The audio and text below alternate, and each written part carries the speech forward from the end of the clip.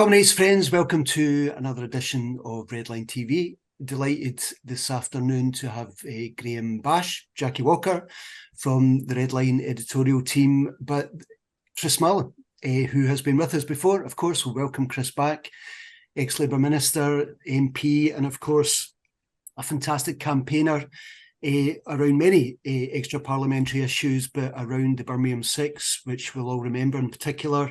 And the fifth edition, I think it is, Chris, of Era of Judgement has just been republished. And of course, Diaries from 2010 to 2022.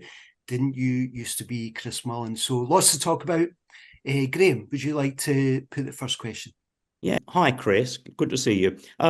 This Era of Judgement, first written in 1986. That was when it was first published. As Mike said, it's the fifth edition. Why now? And have you added anything? Is there anything new in it? Yes, this year is the 50th anniversary of the Birmingham bombings.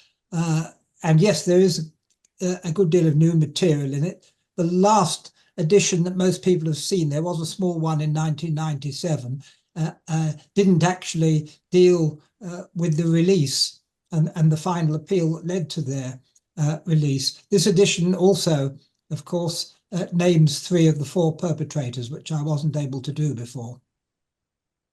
I mean, one thing that I better be honest, I'm reading it for the first time. A wonderful book, and everyone should get hold of it. Perhaps I'm naive after all these years, but the level of police brutality to me was just so shocking. Is this something that still happens to that extent? So that's the question. Well, I don't think you could get away with framing people in quite the way it happened in the Birmingham pub bombings case or the other big cases of the mid-1970s. One has to pinch oneself to recall that they got the wrong people for all the big bombings of the mid-1970s. That's to say the M62 coach bombing, for which a woman called Judith Ward served 19 years, and the Guildford and Woolwich pub bombings, for which a total of 11 people were convicted. That's to say 4 were convicted of planting the bombs, and the other 7 were convicted of making them. So it was a pretty disastrous year from the criminal justice point of view. 18 people, none of whom had anything to do with any of those offences, 10 of whom would have hanged had we still had the death penalty.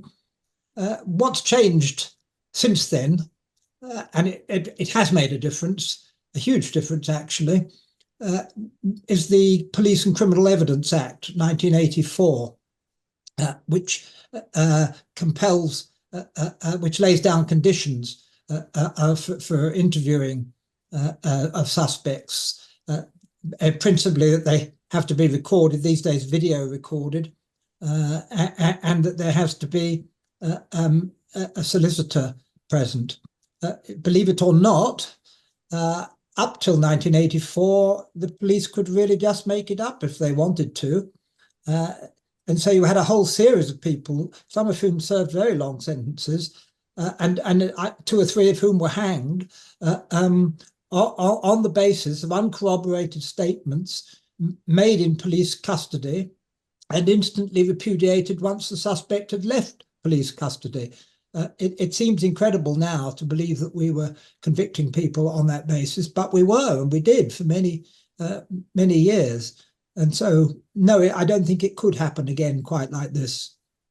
The diaries in particular address recent years, and of course, you have a long career in Parliament, in Labour cabinets, as well as a constituency MP.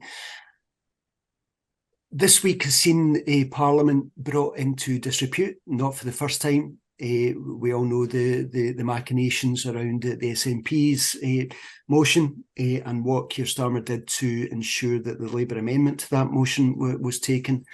And ultimately, I think it was both the Labour and the Tory amendment were prioritised by the Speaker. There's a lot of disillusionment in Parliament as a meaningful mechanism to deliver people's will generally. But for socialists, we've often, particularly those who've worked in the Labour Party like yourself, Chris, we've often spoken about a road to socialism through Parliament. Do you still see that as a viable strategy for socialists? Can Parliament play a meaningful role anymore? Well, I'm in favour of democracy. It won't surprise you to hear. I know ours is a very flawed system, but we have to work with what we've got. I agree that episode last week was a very only one of a number of recent episodes in which Parliament has been brought into disrepute. I have to say there was plenty under previous governments as well. But the fact remains that to form a government in this country, you have to take a majority of the electorate with you. And since the majority of people are not necessarily socialists, you have to persuade them to come with you as far as you can go. There are plenty of socialist measures over the years have been enacted through Parliament. I suppose the national minimum wage is an obvious example under the previous government. There are others.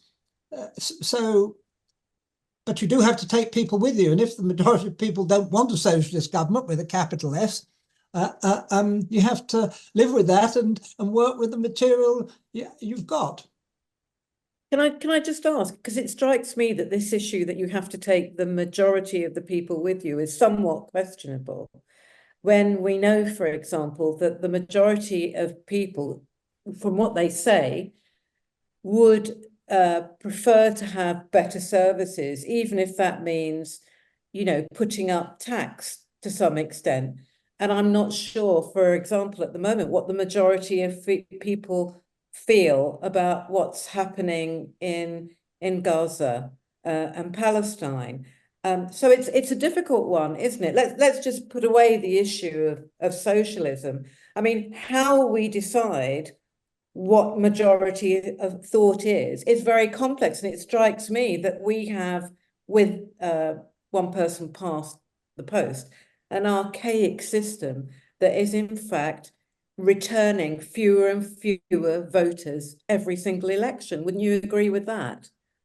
Not necessarily. I think in 2017, to take one example, that's probably one that appeals to you, actually, if you think of that election, turnout went up considerably. And certainly Labour's share of the vote went up by 9%, I think, from memory. But the trouble with the electorate is that they have contradictory demands. Yes, they all want good public services, but they do not necessarily follow through on the consequences of that, which, as you rightly say, is higher taxation. Sometimes folk on the left like to pretend that you can get everything we want by just taxing the rich, but you can't. Certainly the middle classes would have to make in a country that's overwhelmingly middle class these days, not like in the 1950s or 30s. They would you have to take them with you. Now, you don't have to take every last Daily Mail reader. That would be asking too much. But you do need to win a majority of the seats one way or another. Now, as for our system being archaic, well, there are a number of alternatives on offer, and we were offered one actually in, I think, 2012, when there was a referendum. It wasn't offering PR, which a lot of people want, which would not necessarily, incidentally, change the dynamics by all that much. The Israelis have got a very pure form of PR, and look what kind of government. What happens with PR is that the tail wags the dog, and you've got a handful of extremists in the Israeli government who basically hold the balance with devastating effects, as you can see. The change that I favoured in 2012 was the one that was on offer, namely the alternative vote system, where you wrote down in order of preference your preferred candidates, and then your votes were redistributed as the bottom ones were eliminated. And that would have given you, enabled us to vote honestly. At the moment, if you're a socialist with a capital S, or if you're a Green, or if you're a UKIPper. You have to calculate before casting your vote whether you live in a constituency where, by throwing away votes that might otherwise have gone to one or other of the main parties, you end up with the opposite to the result that you really want.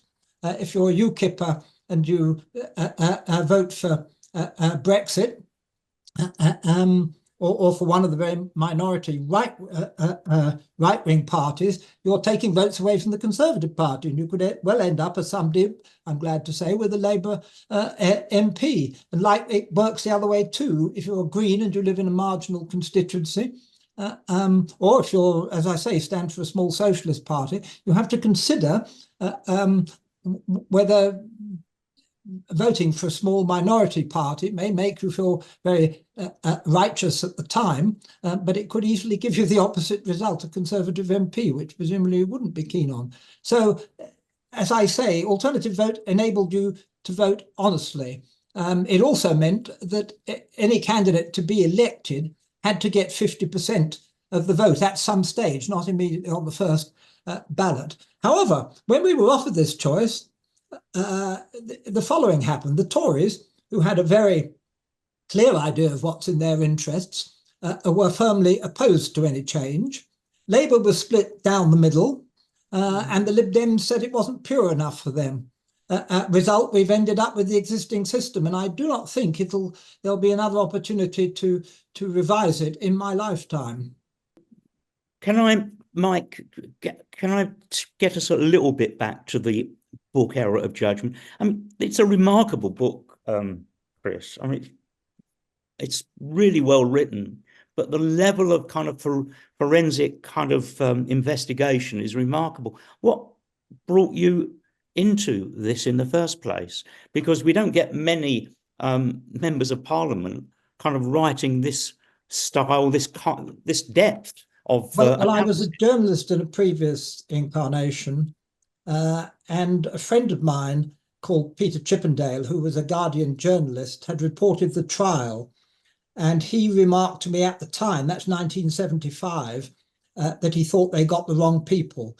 And he came to that conclusion from his attendance in court and from talking to the relatives of some of the convicted men. And he also said to me that in order to prove that, the answer lies in Ireland. You'll have to find the people who actually did it and persuade them to fess up. Now, that was quite a tall order, as you can imagine.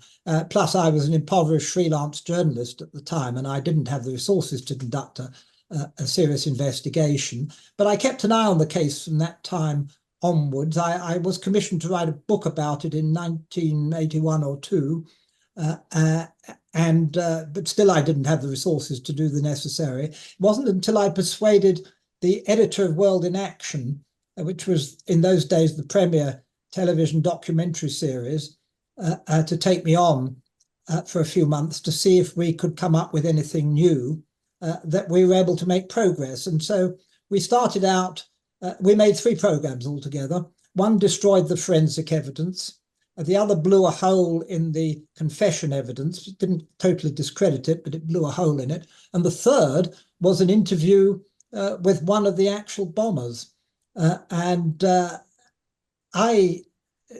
in Action initially, when they took me on, were not interested really in going down the whodunit route, whereas I took the view that you could go on knocking down the case against these guys until the cows came home. It didn't prove they didn't do it, it just proved the case was flawed. To prove they didn't do it, you had to find the perpetrators and persuade them to own up. So that's what I set about doing. And I interviewed altogether 17 of those who'd been planting bombs in and around Birmingham in the mid-1970s. Some of them were quite easy to trace because they were in jail. Some of them, a handful had got away completely, and they were harder to trace and quite hard to persuade that they needed to talk to me as well. I knew that eventually I would come to the bombers because, as I say, there were 17 people that I could find who'd been involved in that line of business, and there certainly had never been more than 20. And the first person I I interviewed was a man called Michael Murray, and he had already served 12 years for the bombings in and around Birmingham, but he had never talked. He never recognised the court. So it took a long time to persuade him that he needed to talk to me.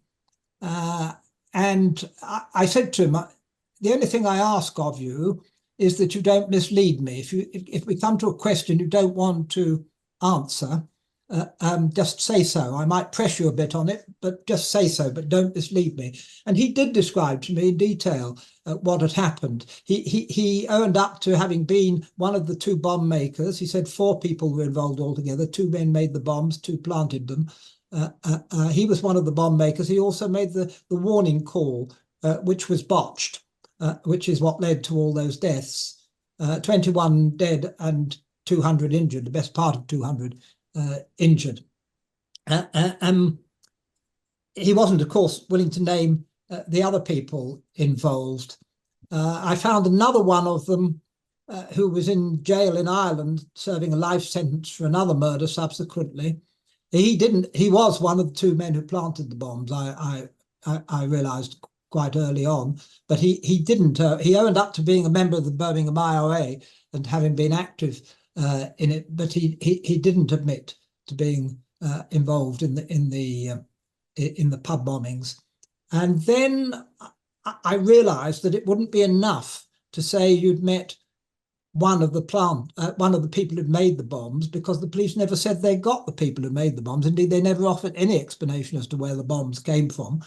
To prove that the wrong people were inside, you had to find at least one of the planters, and that was a more difficult task.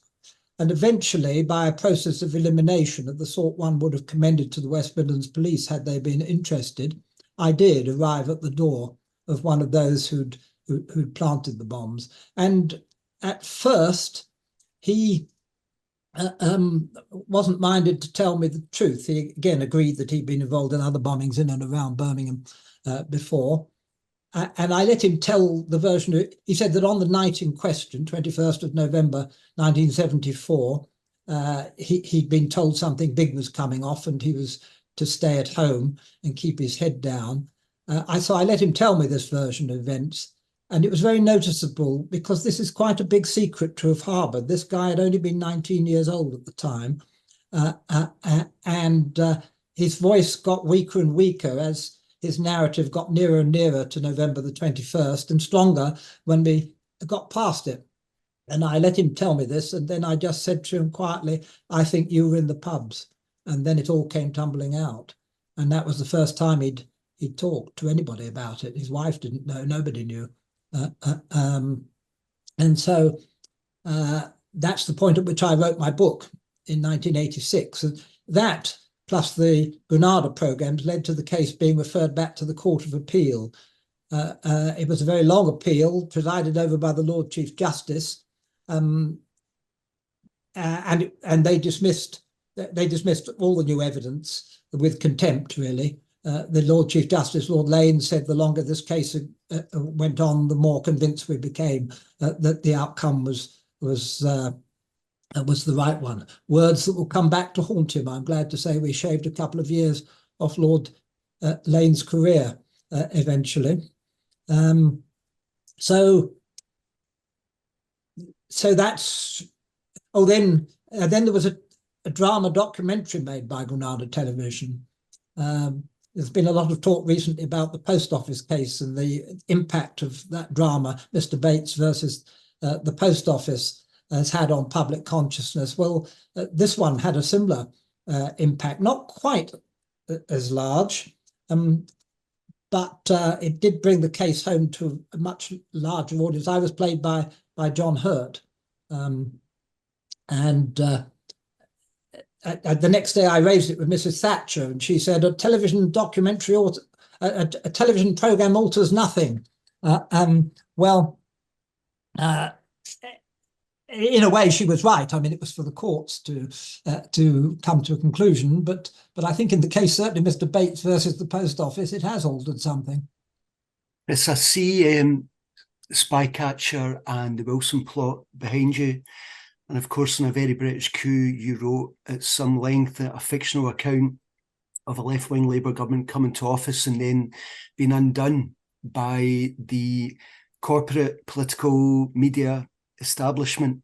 You mentioned to Graham a moment ago that you didn't think something like the Birmingham 6 could happen again, that the state had essentially tightened up some of its legal mechanisms to preclude something like that happening again.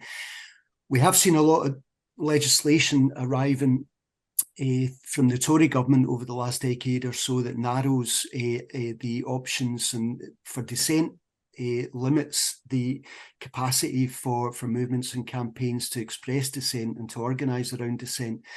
The Keir Starmer doesn't seem overly committed to doing away with those pieces of legislation. And of course, within the Labour Party, there's been a freezing of dissent, certainly from the left. Do you think that the state, could you see, it may not be repeated in exactly the same way, but do you think the British state is as aggressively hostile towards dissent and maybe even needs folk devils? Well, the pub bombings, the Irish then and perhaps the Muslim community now. Well, Mike, the pub bombings were not about dissent. They were about people planting bombs in public places with horrendous results. Could it happen again? Could people be framed for something like that again?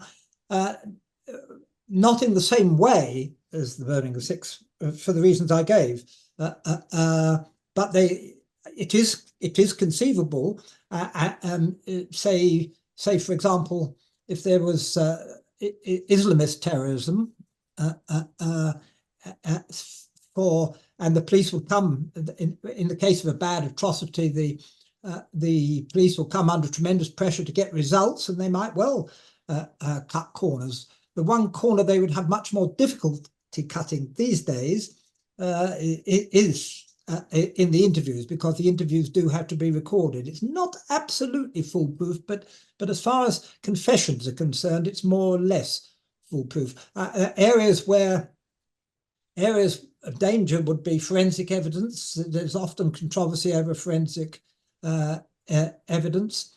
And still, and this has been a feature of many of the miscarriages of justice over the years, failure to disclose information inconvenient to the Crown case. So, for example, in the Guildford case, Jerry Conlon had an alibi, pretty cast iron alibi, and they solved that problem by threatening to arrest the alibi witnesses and charge them with the same crime. So they disappeared very quickly from the scene and didn't surface again for many years. So there's still things you can do, but I don't think confessions could be obtained in quite the same way as they once were. That's all I'm saying, really. But certainly, if you look at the post office cases, it's quite clear that there's a big difference, incidentally, or a difference. It's not the state that's been prosecuting in the post office cases. It's the post office that had the power, as the Inland Revenue does, to conduct its own prosecutions. But they were quite clearly suppressing evidence that was inconvenient to their case. So non-disclosure is still an issue. We said at the outset, Chris, that you've had a long career in the movement and in Parliament. If you were to offer advice to young people looking to come into progressive and left-wing politics in a very different political landscape, I would imagine, than you entered politics, from your experience, what kind of advice would you offer them? How would you? And Tony Benn famously said, if I can leave this veil of tears, having encouraged people, that's what I would like to do. How would you encourage young comrades coming through? Well, people do occasionally, not recently, but certainly in the first few years after I left Parliament, young people do come and ask me. Well, usually what they ask me is how to get into Parliament, which is not necessarily the same thing. And I always say, go off and do something else first, and then you might be useful when you do get in. I was elected age 39, and I had done one or two things beforehand. We've just been discussing one of the things I did. It does worry me occasionally that people are getting in who've, especially nowadays, who are far too young to have actually, who don't have enough experience of the world to actually form a settled view. Some of them, I remember there was one young woman who was elected in, I think, 2019. I think she was probably the youngest woman in Parliament. But and there is a place, of course, for exceptional young people to be involved at that level of politics. But before long, she was taking several months off with post-traumatic stress.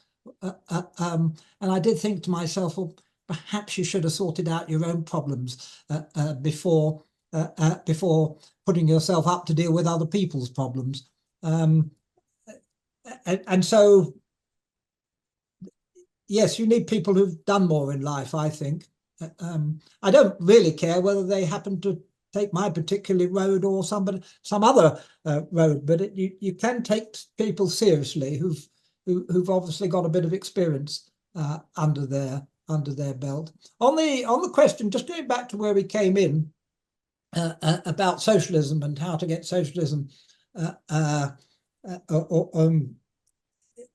one of the key problems is this, and it was highlighted for me by a fairly grand figure these days he is, although he was born in very poor circumstances. And he said to me, Chris, what young left-wingers, this is years ago, I'm not young anymore, what young left-wingers like you don't understand is that on patriotism, on nuclear weapons, on race, the working class are really very right-wing. It's just that they happen to vote Labour. And that struck me as a rather profound point, which perhaps people on our, if I may use that phrase, our sort of wing of the Labour Party don't fully take on board. The working classes are not necessarily waiting for enlightened people like us to lead them to the promised land. I suppose I want to end on a light note, or perhaps I'm underestimating your diaries, because I just find them a really, really good read. They're funny. I assume they're meant to be funny, but there's a lot of fun in it.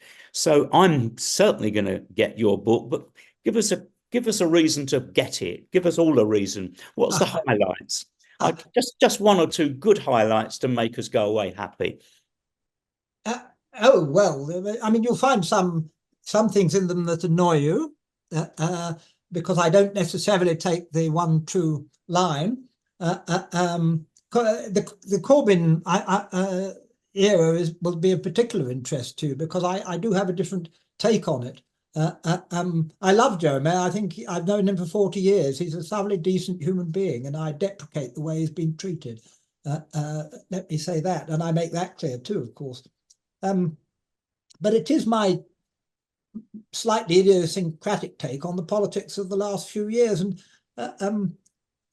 ever since we were promised strong and stable government by Theresa May, things went downhill from that point onwards. And somebody tweeted in the autumn of 2022, just after the Queen died, I think, he tweeted, "My son has lived through 2 prime ministers, 2 monarchs, 4 home secretaries, 3 foreign secretaries.